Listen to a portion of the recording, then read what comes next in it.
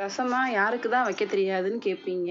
ஈஸியாக எல்லாருமே வைக்கிற மாதிரி சமையல் இப்போ தான் கற்றுக்கிறேன்றவங்க கூட ஈஸியாக வச்சிடலாம். அந்த மாதிரி ரசம் எப்படி வைக்கிறதுன்னு தான் இப்போ சொல்ல போகிறேன்.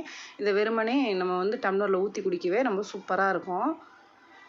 அதுக்கு ஒரு மிக்ஸி ஜாரில் 1 ஸ்பூன் அளவுக்கு மிளகு சேர்த்துக்குங்க, 1 ஸ்பூன் ஜீரகம் சேர்த்துக்குங்க,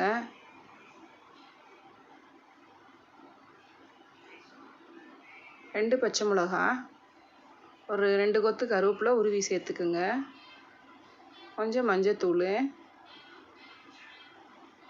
கொஞ்சம் பெருங்காயத்தூள் சேர்த்துக்குங்க, ஒரு 10 பல் அளவுக்கு வெள்ளைப்பூடு சேர்த்து இதை கரகரப்பாக அரைச்சி எடுத்து வச்சுக்கோங்க. இப்போ புளி தக்காளி கரைச்சி எடுத்துக்கலாம். புளி நான் ஒரு 1/2 மணி நேரத்துக்கு முதலே ஊற வச்சுருந்தேன். கரைச்ச புளியோட ஒரு 3 தக்காளி மட்டும் சேர்த்து நல்லா பிசைஞ்சு எடுத்து வச்சுக்கோங்க.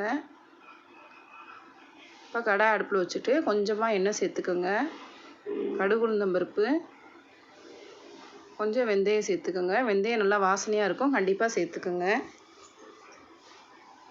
இப்போ நம்ம அரைச்சி வச்ச மிளகு ஜீரகம் வெள்ளைப்பூடு அந்த இதையும் சேர்த்து வதக்கிட்டு, ஒரு கொத்து கருவேப்பிலை 2 வத்தல் சேர்த்து வதக்கிக்கோங்க, நல்லா வாசனையாக இருக்கும்.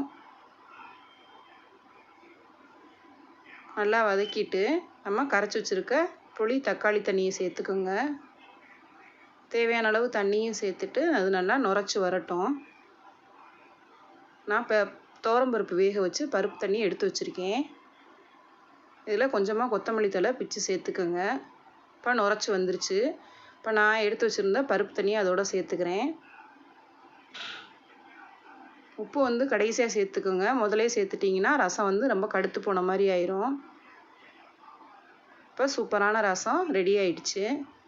நீங்களும் இதை உங்கள் வீட்டில் ட்ரை பண்ணி பார்த்துட்டு எப்படி வந்துச்சுன்னு சொல்லுங்கள். மறக்காமல் என்னோடய சேனலை சப்ஸ்கிரைப் பண்ணிக்கோங்க.